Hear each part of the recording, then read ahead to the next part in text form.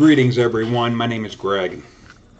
In this video I am going to be talking about the Patreon account that I have set up now. And there will be a link in the description bar below where you can go there and join for $2 a month, because I see $2 a month as very inconsequential. But what is there?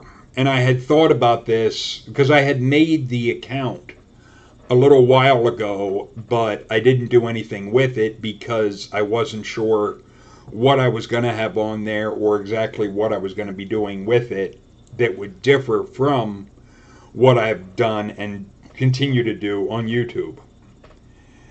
One of the things that I've thought about is I have interviews from when I was doing internet radio with Flagship Radio.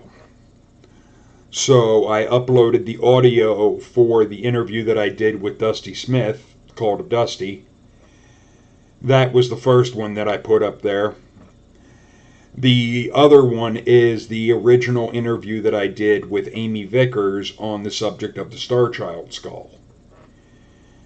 Those are the two that I have right now and uploaded. There are other interviews that I've done that will also be uploaded.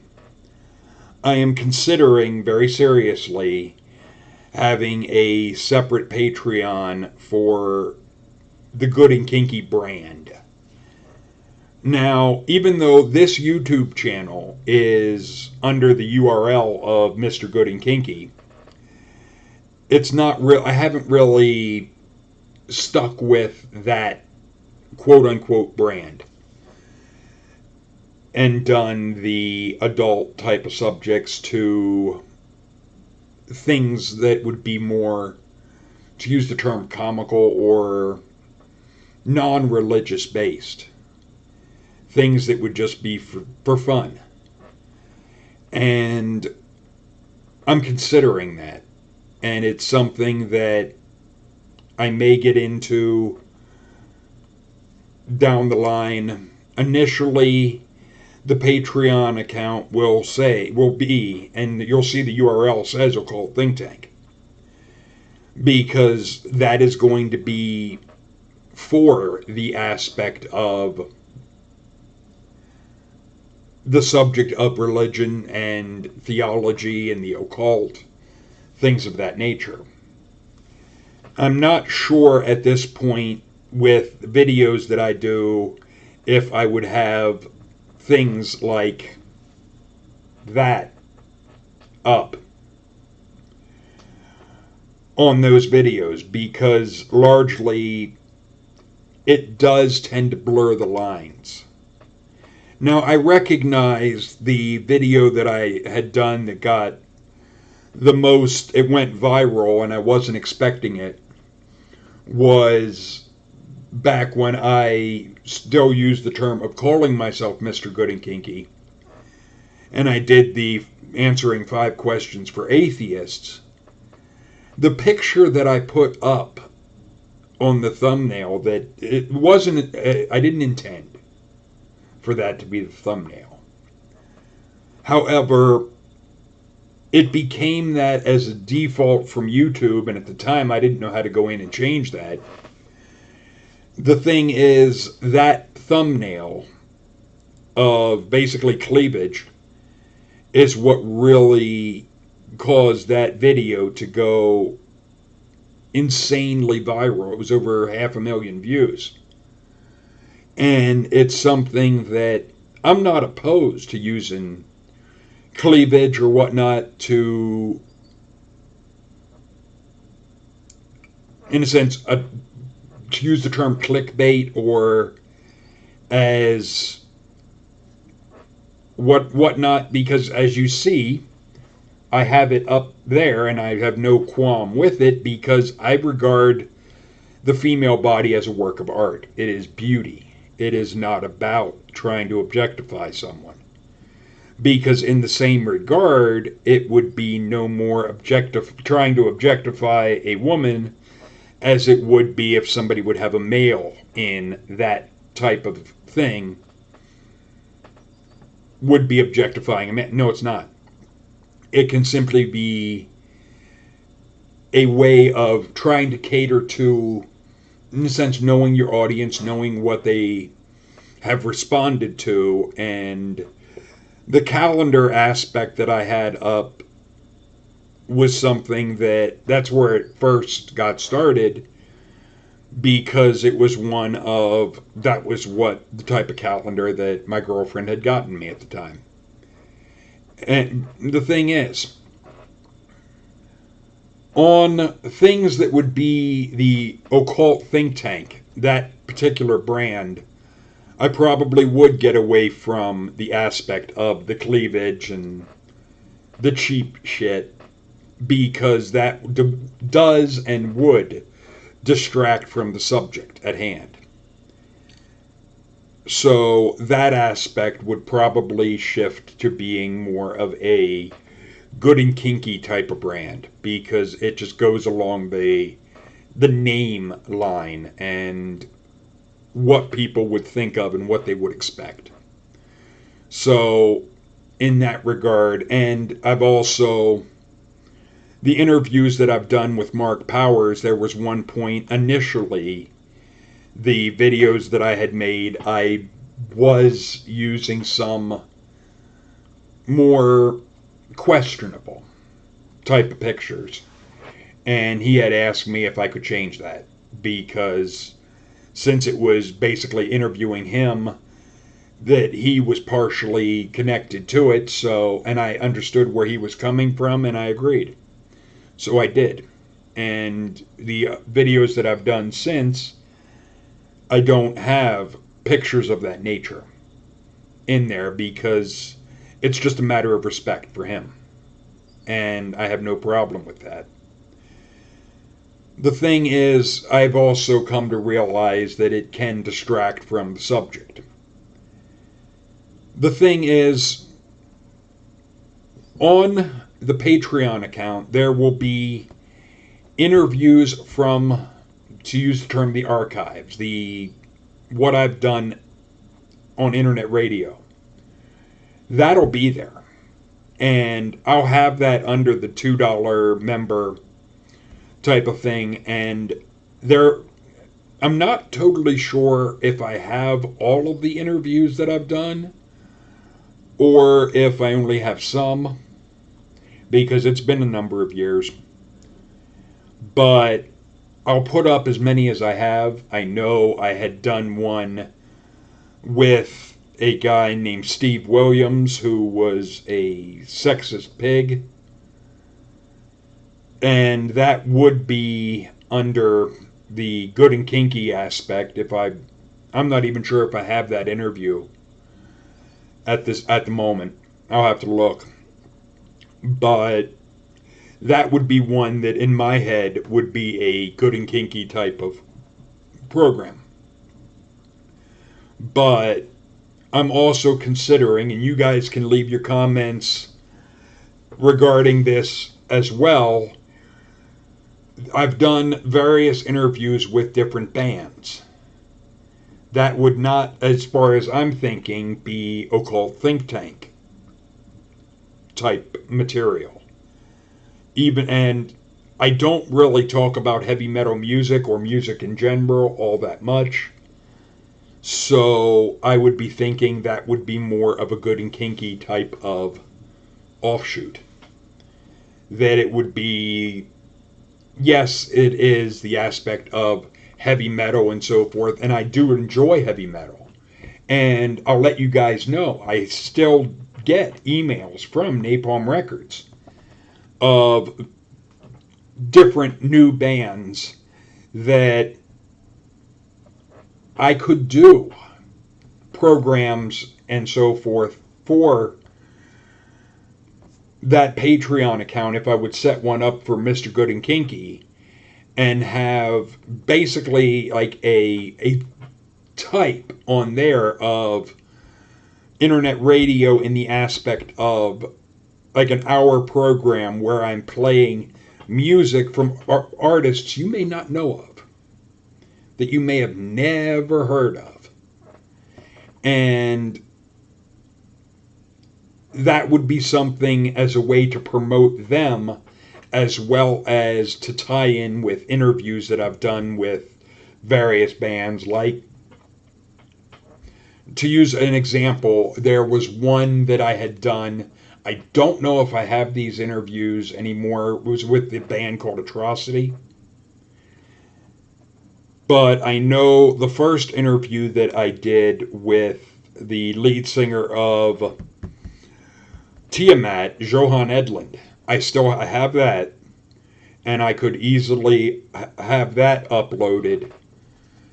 And I had that interview set up on the audio of it goes from him and I talking to the music that we were talking about at a particular spot, and then back to the interview.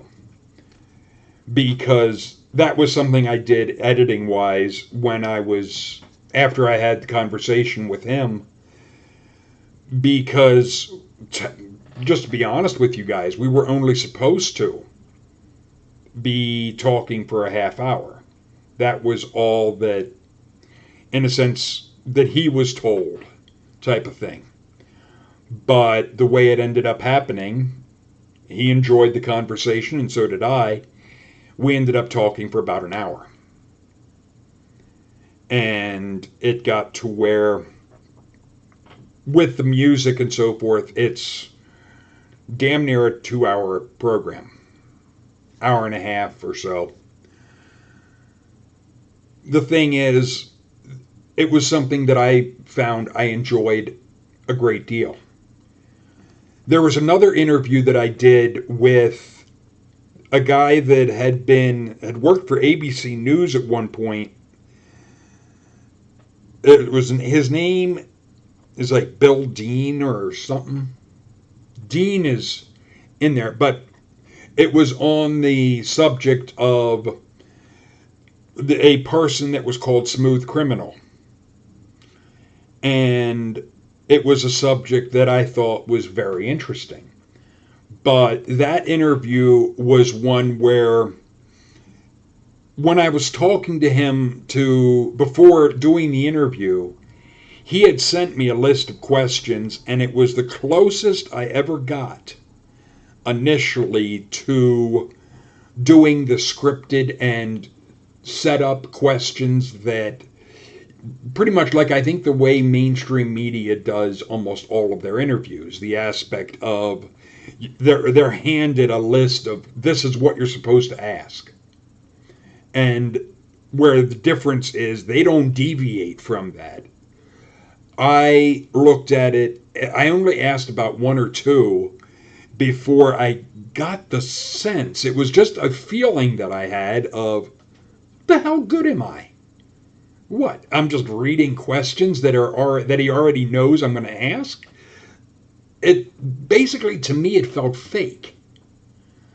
So it was one I just, after about the second or third question, I pushed that paper aside and I shifted to listening to what he was saying and asking questions based on what I was hearing. And I would ask things along the lines of, what would I feel if I were a listener? If I were somebody listening to this program, what questions would I have about the subject? And that's how I try to conduct all of my interviews.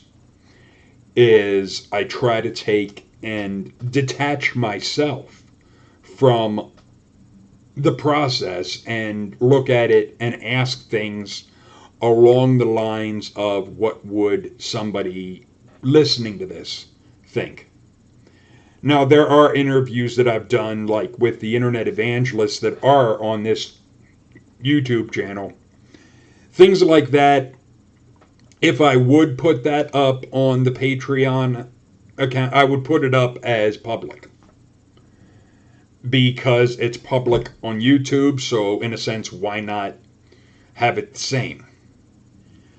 But I will have over there the interviews that I've done with Mark Powers, all of them, and future interviews, and all of those, even though it'll take me a little longer to make them, I'm going to have the pictures and so forth, because when we're going through the different book, chapter, and verse aspect of the Bible, I want to have that people can, in a sense, follow along, see it, that you're not just hearing this, because I think if it was just a matter of hearing two people talking about this what I regard as stupid bullshit, that it would be uninteresting, that you wouldn't really learn like you can if you're actually seeing it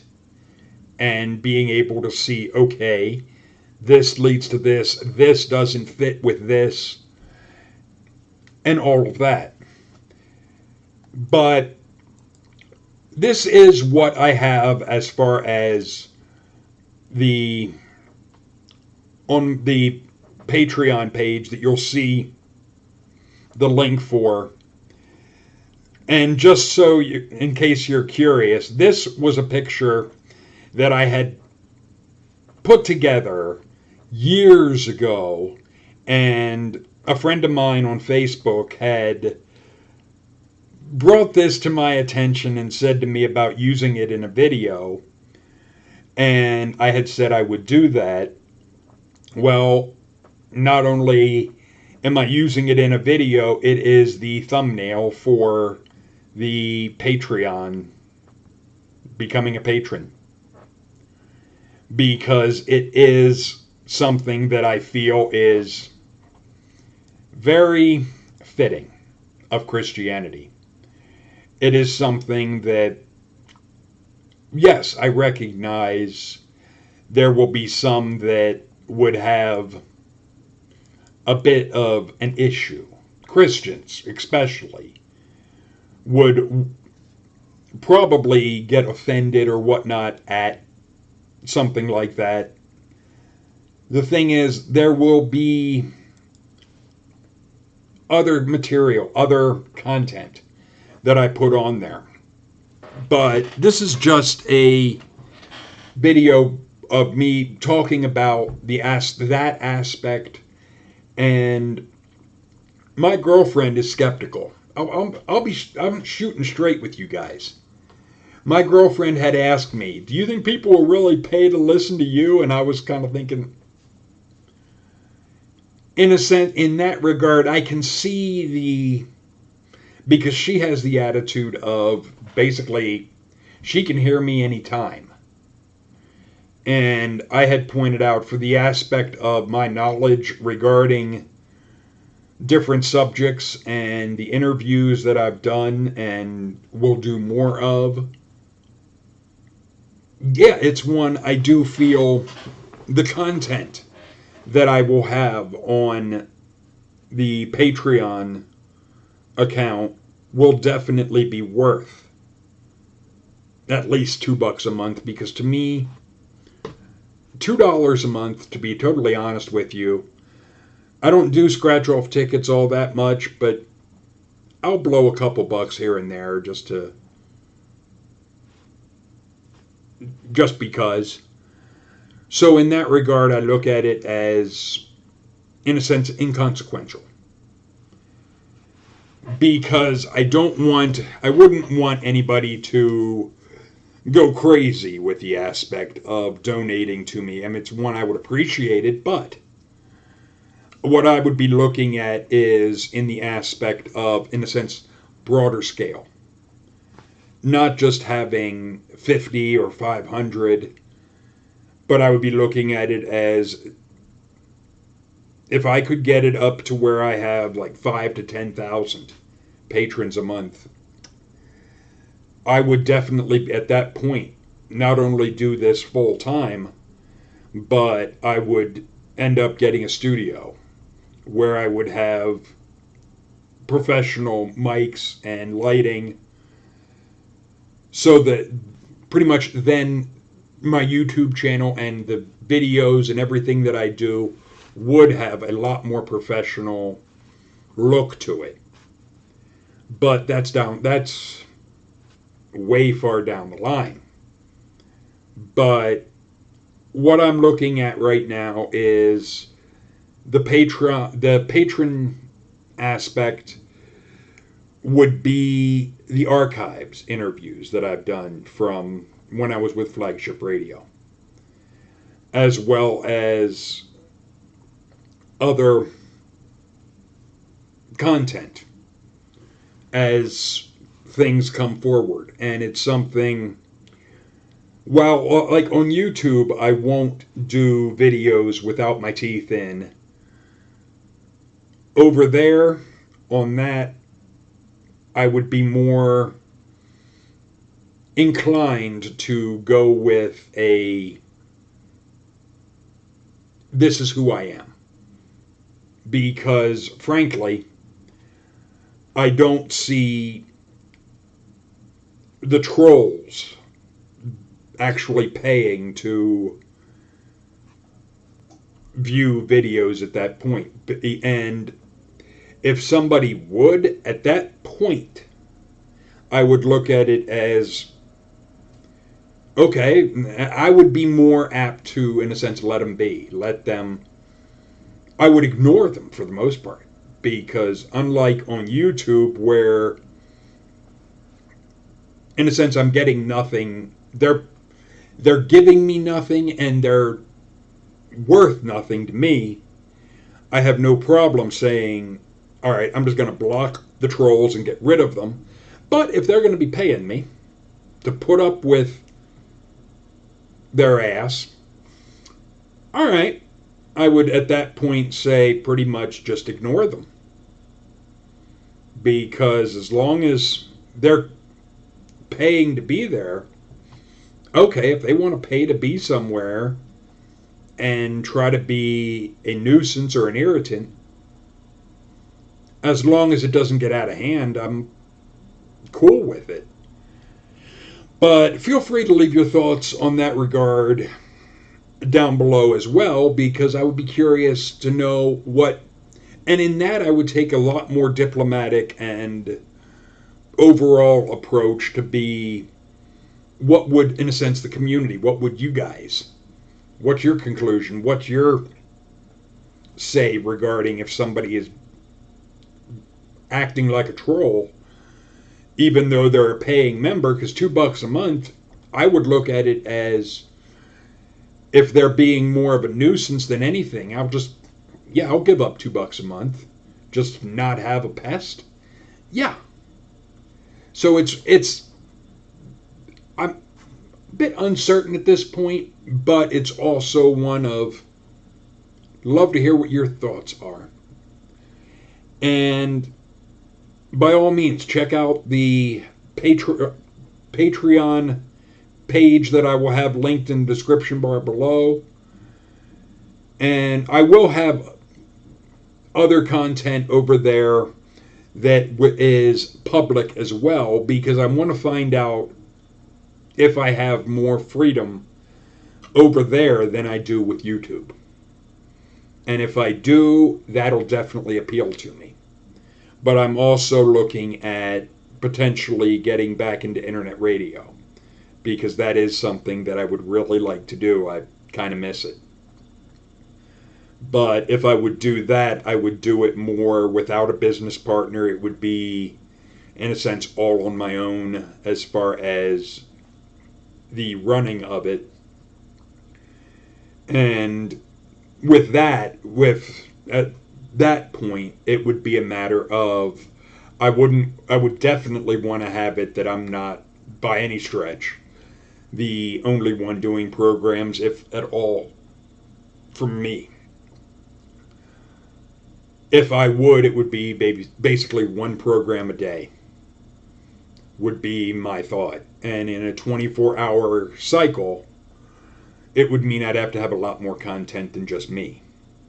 But it would be something business-wise that I would take a lot more business-minded and goal-driven, profit-driven mindset, because I would look at having the best content that is possible, that I could possibly put into a 24-hour programming of a radio station, because I recognize with the internet there is no, to use the term, peak time or whatnot. There might be in some areas, but when you're talking around the world, places like Australia, when people are going to sleep or just getting up, in the United States, there it's the other end, it's the other spectrum of the, like, they could be going to bed when the other ones are getting up and so forth.